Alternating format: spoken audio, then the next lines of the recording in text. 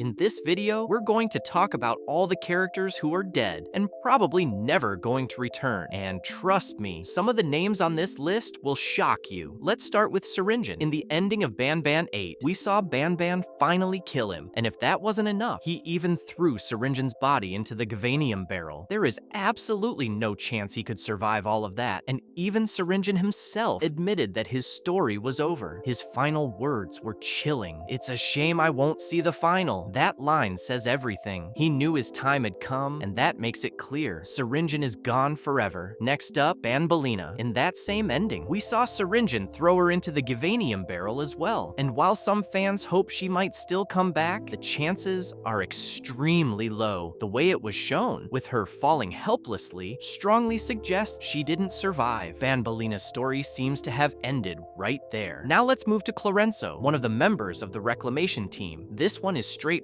because we, the players, are the reason he's dead. During his chase sequence, when you use the final remote, the electricity surges through him, and his entire head explodes on screen. That was one of the most brutal moments in BanBan 8. With his head completely blown apart, there's no way Clarenzo could ever return. He's gone for good. Another Reclamation Team member who won't return is Miss Mimicker. Her death is also one of the most memorable in BanBan 8. After her creepy chase sequence, the player slams a door shut right as she's coming through, and it slices her head clean off. And just in case anyone thought she might somehow survive, the developers made sure to show her severed head in the BanBan 8 ending cutscene. That was their way of confirming it. Miss Mimicker is gone forever, but now things get more uncertain. Let's talk about the Elder Villager. His death isn't 100% confirmed, but all signs point to it. The last time we saw him, he gave one of the most haunting lines in the series, saying, "The true leader dies with his village." Then, in the official BanBan 9 Steam page images, we see his crown lying abandoned in the burning ruins of the village. Some fans believe this is undeniable proof that he died in the fire. Others argue that maybe he somehow escaped and the crown was just a symbol. But looking at the way the fire spread and consumed the village, the chances of him surviving are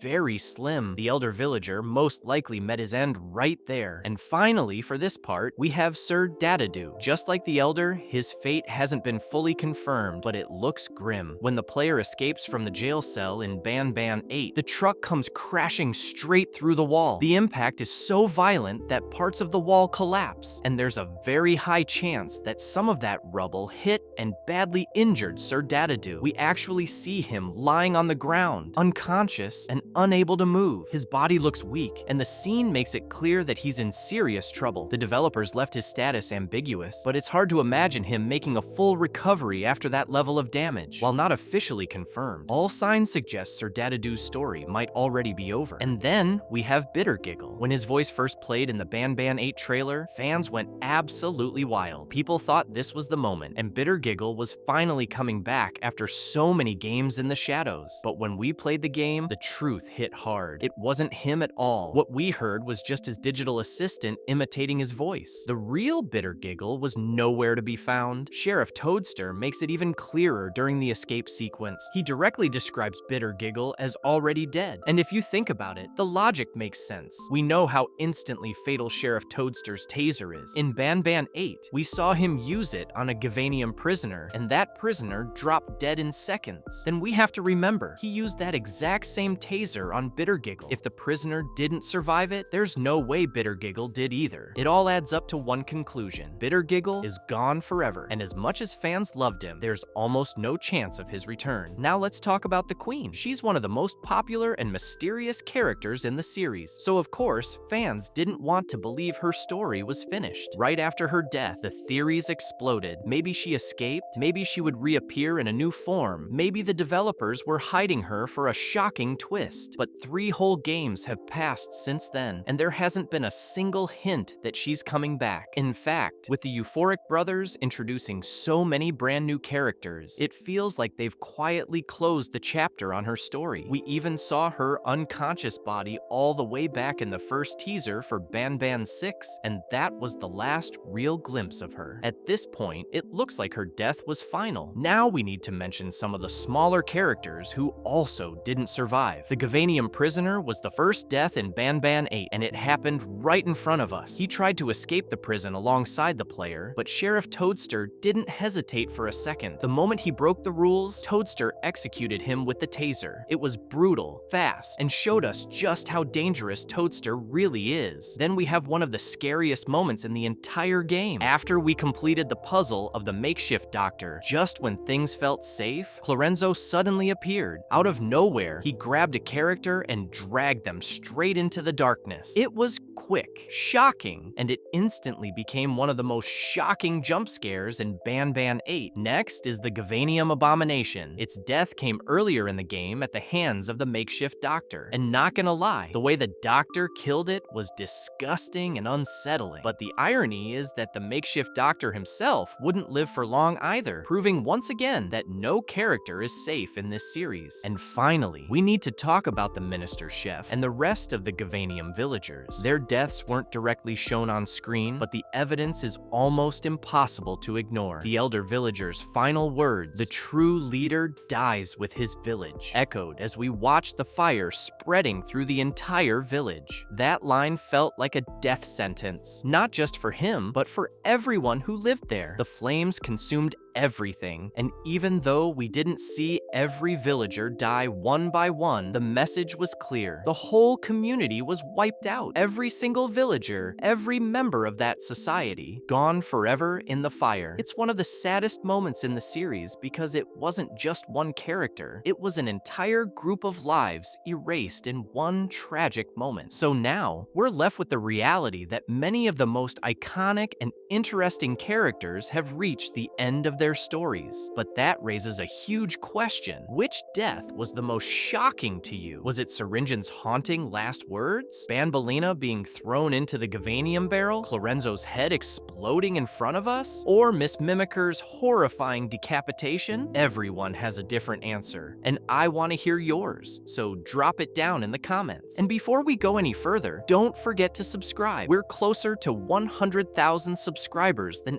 ever before, and every single one of you can help us reach that milestone. Hit that subscribe button right now, because once we cross 100,000, things on this channel are going to change in a big way. And before we wrap this up, you might be wondering, why didn't I talk about BanBan and Flumbo here? That's because their fate is a completely different story, and there's a massive twist waiting for them. If you want to know the truth about what really happens to BanBan and Flumbo, click on this end screen video right now. Trust me, it's not what you think, and you don't want to miss it. See you there.